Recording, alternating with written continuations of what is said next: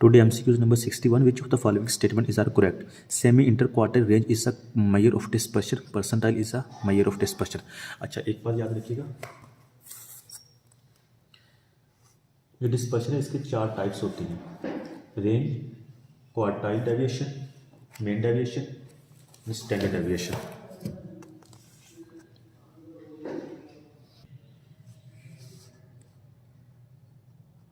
Range, quartile deviation, main deviation and standard deviation and variance. ठीक है। और जो मेन डेविएशन है ना, मेन डेविएशन का दूसरा मेन डेविएशन और क्वार्टाइल डेविएशन को हम सेमी इंटर क्वार्टाइल डेविएशन भी कहते हैं। Semi inter quartile deviation.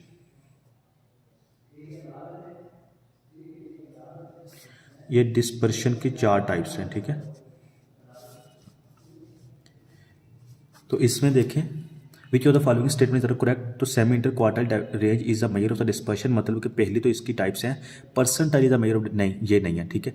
जो इसकी चार है, अगर इन चार में से आपके पास कोई भी ऑप्शन आता है ना, रेंज, क्वार्टाइल डेविएशन या semi inter quartile deviation, main deviation या स्टैंडर्ड डेविएशन और वेरिएंस, तो इन चारों में से आप लोगों ने सिलेक्ट करना है। तो इट मीन्स कि इसमें सिर्फ पहली करेक्ट होगी। MCQ number 62। Ali and Kashif invested equal सम, ये सम का ख्याल रखना, इक्वल सम इनटू डिफरेंट बैंक्स। 9% है एंड 10% इंटरेस्ट उनको मिलता है कंपाउंडेड एनुअली इन 6 ईयर। मतलब हमारे पास जो n 6 है, how much percent of some हम लोगों ने फाइंड करना। Will Kashif earn more than Ali, कि कितने सालों बाद, इन 6 सालों बाद कितने परसेंट जो है ना काशिफ अली से ज़्यादा कमाएगा। तो हम लोगों ने इसमें सम फाइंड करना है, तो आपको कंपाउंडेड एनुअली का फार्मूला यूज़ होगा। ठीक है। कंपाउंडेड एनुअली का फार्मूला इज इक्वल होता है r इंटू 1 प्लस आर की पावर n। जस्ट आप लोगों ने वैल्यूज़ पुट कर देनी है। ठीक है। SN मतलब उसने कितना कमाएगा, तो इसमें r जो है वो भी हमें नहीं गिवन दिया हो और SN भी हमारे पास गिवन नहीं है, जस्ट हमें परसेंटेज दी हुई है। परसेंटेज के थ्रू तो हम इट मीन्स कि यही हिस्सा इसका पुट कर लेंगे। उसने पूछा कि कितनी, अब सबसे परसेंटेज किसकी ज़्यादा, 10 की। 10% ज़्यादा 9 कम है, इट मीन्स कि काशिफ ज़्यादा अर्न करेगा कितने में, 6 सालों में। तो मैं लिख सकता हूँ इतना हिस्सा 1%, r कितने 10%, पावर 6 माइनस 1%, 9 पावर 6। जस्ट ये वैल्यूज़ निकाल लें, आपका आंसर आ जाएगा। कैलकुलेटर पे पुट करते हैं। ये जस्ट वैल्यूज़ पुट के 0.09446, इसको मल्टीप्लाई 100 से कर दे, 9.44 आपका आंसर आ जाएगा। ठीक है। परसेंट आंसर, तो मतलब काशिफ जो है ना 9.44% ज़्यादा अर्न करेगा as compared to Ali. MCQ number 63 देखते हैं।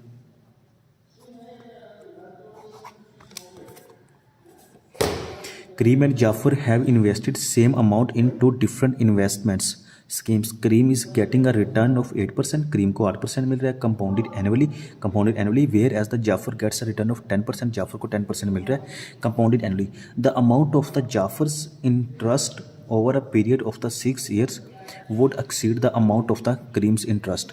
अच्छा एक बात ना याद रखनी है, ऐसे ये देखो 2 क्वेश्चन है, इसमें देखो वो आपसे सम पूछ रहा है। ठीक है। सम मतलब जो 6 साल बाद उसका टोटल होगा, और इसमें वो सम नहीं बल्कि सिर्फ इंटरेस्ट पूछ रहा है। तो आप लोगों ने इस बात को याद रखना है, जब भी आप लोगों से सम पूछे तो आपने क्या करना है, जो मेन वैल्यू है, ठीक है, 10% जो ज़्यादा होगी उसमें से कम को माइनस करे, जो आपका आंसर आएगा ना वही होगा।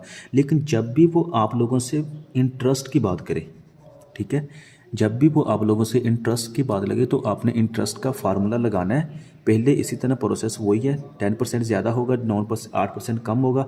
ठीक है। इंटरेस्ट का फार्मूला 10% लगा के माइनस 8% का जो आपका आंसर आएगा, इसमें जो आपने आंसर लेना, जब आपने इसकी परसेंटेज फाइंड करनी है तो आपने इनिशियल अमाउंट पे इसको डिवाइड कर देना है, जब भी आपसे वो इंटरेस्ट परसेंटेज में पूछे। ये बात आप लोगों ने याद रखनी है। अगर तो वो सम पूछते हैं देन आप लोगों ने ऐसा नहीं करना, अगर वो इंटरेस्ट पूछते हैं तो देन आपने इनिशियल अमाउंट के साथ इसको डिवाइड कर देना है। चलिए सॉल्व करते हैं। ए का 10% है और 8% है, दूसरे का 6, हमारे पास n = 6 हो गया। ठीक है।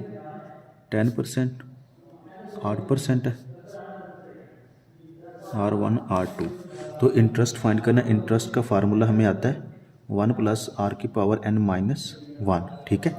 1 प्लस, अब इंटरेस्ट फाइंड करना तो n हमारे पास 6 है, 1 प्लस आर कितना है 10%, 6 minus 1 plus 8%, 6 minus 1, sorry minus 1।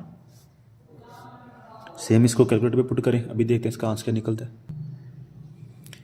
0.1846 आपके पास आंसर आ गया, ठीक है। परसेंटेज आप लोगों ने फाइंड करनी है। परसेंटेज का मैंने बताया था इनिशियल पे डिवाइड कर देना है। 0.1846 डिवाइडेड बाय, अब इस इतने हिस्से की वैल्यूज़ आप लोग निकाल लें, ठीक है।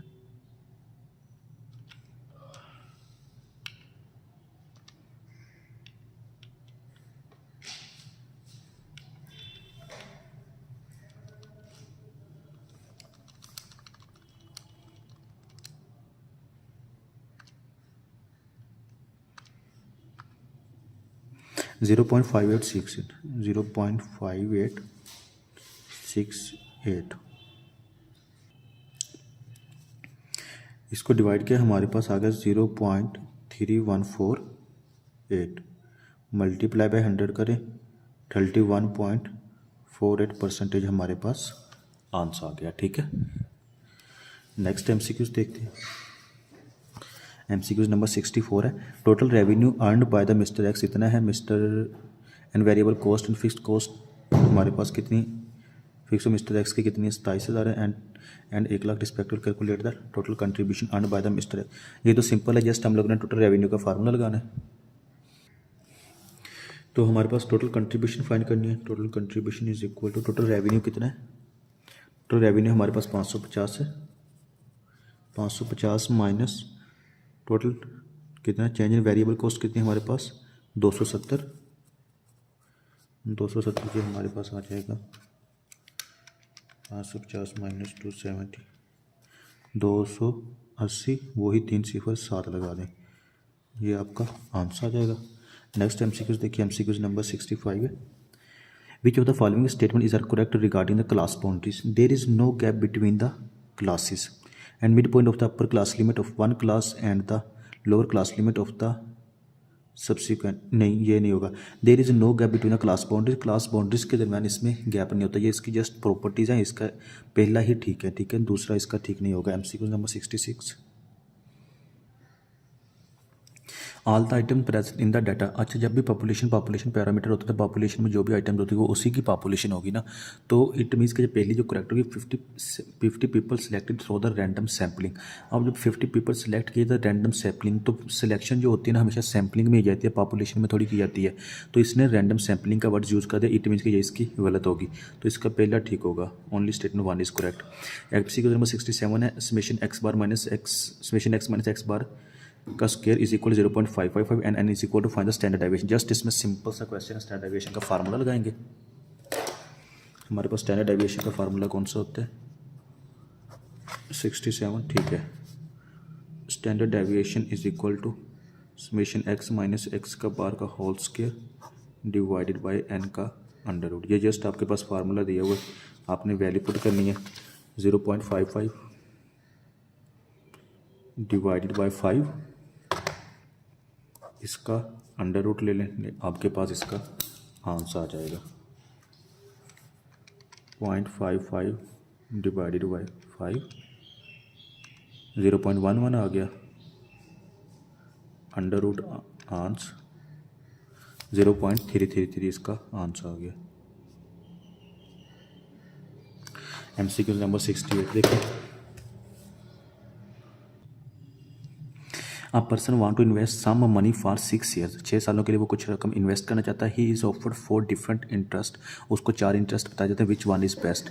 आप लोगों ने ये देखना है कि अगर एक पर्सन इन्वेस्ट करता है, मिसाल के तौर पर हम किसी भी बैंक में इन्वेस्ट करते हैं तो वो हमें 4 तरह का इंटरेस्ट देता है, तो हम उसमें से कौन सा अपने लिए प्रेफर समझेंगे, वही एग्जैक्टली हमारे पास वही प्रेफर होगा ना जिसमें परसेंटेज हम लोगों को ज़्यादा मिल रही होगी। तो हमने इसमें देखना है कि परसेंटेज किस में ज़्यादा मिलेगी, ये 4 ऑप्शन को हम लोगों को सोल्व करना पड़ेगा, ठीक है। तो तो पहले में क्या किया 15% सिंपल इंटरेस्ट, 15% सिंपल इंटरेस्ट का फार्मूला लगाना है, 10% कंपाउंडेड एनुअली का हम लोगों ने फार्मूला लगाना है इंटरेस्ट का, और 9% कंपाउंड सेमी एनुअली का फार्मूले में जस्ट 2m की जगह m इज इक्वल टू हमारा 2 आ जाएगा, और कंपाउंडेड मंथली की जगह m इज इक्वल टू हमारा 12 आ जाएगा। चलो मैं फार्मूला लिखता हूँ और MCQ को सोल्व करते हैं। हमने इंटरेस्ट का फार्मूला लिख लिया, ठीक है। अब इस क्वेश्चन में देखें हमें उसने पी नहीं दिया हुआ, तो इस चीज़ में देखा कि पी सब में चारों में कॉमन है, तो मैं पी को कट कर सकता हूँ, ठीक है। तो हमारे पास जस्ट ये वैल्यूज़ रह गई हैं, रेट और टाइम। एट टी हमारे पास कितना है 6, ठीक है, और इसका पहले का कितना है 15%, इसका 15% निकाल लेंगे 1 + r, दूसरे का कितना है कंपाउंडेड एनुअली, तो 1 + 10% पावर 6 - 1, दूसरे का कितना है compounded monthly semi annually 1 + 9% divided by 2 power 2, 6 × 6 - 1। अच्छा, सेमी का मतलब होता है कि साल में उसने 2 दफ़ा, मतलब हर 6 माह बाद उसने रकम दी है, ठीक है। तो इसमें मतलब ये हुआ कि साल में उसने 2 दफ़ा रकम दी है, तो इट मीन्स कि 9% डिवाइडेड बाय 2, 2 × 6 12 आ जाएगा, ठीक है जी। अगर इसको सोल्व करते हैं फिर इसी तरह 1 + 8% डिवाइडेड बाय 12, 12 × 6 - 1। मंथली का मतलब ये हुआ कि आप हर मंथ इन्वेस्ट करें, साल में कितनी दफ़ा इन्वेस्ट करेंगे 12 दफ़ा। इसी वजह से जो हमारा m है ना, m इज़ इक्वल टू 12 आ जाएगा, यहाँ पे m इज़ इक्वल टू 2 आ जाएगा। जस्ट इसकी वैल्यूज हम कैलकुलेटर पे पुट करते हैं और देख लेते हैं कि किसका इंटरेस्ट ज़्यादा निकलता है। मैं कैलकुलेटर पुट कर देता हूँ, वीडियो शॉर्ट करनी है।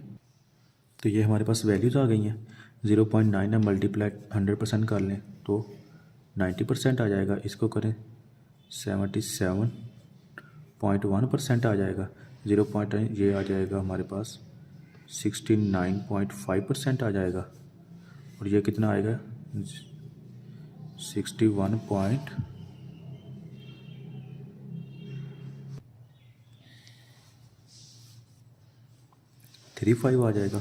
तो इसमें अपने जो इंटरेस्ट सबसे ज़्यादा किस में मिलेगा हमें 77, मतलब कि MCQ नंबर जो कंपाउंडेड एनुअली होगा ये हमारा करेक्ट होगा। MCQ नंबर हमारा बी करेक्ट होगा। MCQ number 16, normal distribution depends on, normal distribution किस पे डिपेंड करते हैं। सबसे पहले आपको ना नॉर्मल डिस्ट्रीब्यूशन का फार्मूला आना चाहिए। Normal distribution is equal to, ये आपको पता है x - mu divided by standard deviation, ठीक है। तो इट मीन्स कि इसमें मीन भी आ गया और स्टैंडर्ड डेविएशन भी आ गया, मतलब दोनों पे डिपेंड करती है। अच्छा, normal distribution depends on mean and standard deviation, both are correct होगा इसका, ये MCQ होगा। MCQ नंबर 70 है, if Ali invested 30,000 today compounded annually for 5 years, Ali 30,000 आज इन्वेस्ट कर रहा है कंपाउंडेड एनुअली 5 सालों के लिए, देर इज़ नो पेनाल्टी, उस पर ऊपर मतलब कि कोई भी जुर्माना नहीं होगा। इफ़ द विड्रॉ मनी, अगर वो विड्रा करता है आफ्टर 2 सालों बाद वो मनी को विड्रा कर लेता है, आज इन्वेस्ट करता है कितना 30,000 फॉर 5 सालों के लिए, देर इज़ नो पेनाल्टी, कोई जुर्माना नहीं होगा उसका। इस पर भी विड्रा, अगर वो 2 साल बाद पैसे निकाल लेता है, ठीक है, निकालता है, इफ़ मतलब अगर 2 सालों बाद वो 36,300 निकाल लेता है आफ्टर 2 ईयर, ठीक है, तो हम लोगों ने फाइंड क्या करना है, फाइंड द इंटरेस्ट रेट। तो हम लोगों ने इंटरेस्ट रेट फाइंड करना है। अभी इसको छोड़ दें, जस्ट आप लोगों ने कंपाउंडेड एनुअली का फार्मूला लगाना है, SN is equal to P into 1 + R power N। SN आपके पास कितना है 36,300 इज इक्वल टू P 30,000 आप लोगों ने इन्वेस्ट किया है, 1 + रेट फाइंड करना है, N हमारे पास कितना आ गया 2 ईयर्स, 2 सालों बाद निकालना है, ठीक है, क्योंकि क्वेश्चन में उसने मेंशन किया है। तो इसको कैलकुलेटर पे पुट करें, आपका आ जाएगा 0.1 मल्टीप्लाई बाय 100% करें तो 10% आपका आंसर आ जाएगा। नेक्स्ट क्वेश्चन को स्टडी करते हैं। What money he get if he withdraw after 3 years, कहता है कि वो कितनी मनी होगी अगर वो मिसाल के तौर पर अब 2 साल बाद नहीं निकालता, अगर वो 3 साल बाद निकालता तो कितनी रकम उसकी होगी। तो सेम पहले हमने 2 साल बाद निकालना था, अब हम इसी को 3 साल बाद निकाल लेते हैं। 36,300 इज इक्वल टू, सॉरी ये तो 2 साल बाद हमारे पास आंसर था, तो हम लोगों ने अब ये SN निकालना है 30,000 टू 1 प्लस, अब हमारे पास रेट गिवन है 10% पावर 3, पहले 2 साल थे, अब हमारे पास 3 साल है क्वेश्चन 2 में। तो अभी आंसर निकालें। ये x इज इक्वल टू हमारे पास 10% लगा के 39,930 आंसर आ गया, 39,930। इसमें हमारे पास MCQ नंबर सी इसका करेक्ट होगा। चले इंशाल्लाह नेक्स्ट MCQ नेक्स्ट वीडियो में देखते हैं। अल्लाह हाफिज़। अगर वीडियो तो अच्छी लगे तो काइंडली लाइक एंड सब्सक्राइब लाजमी कर दीजिएगा। जज़ाकल्लाह।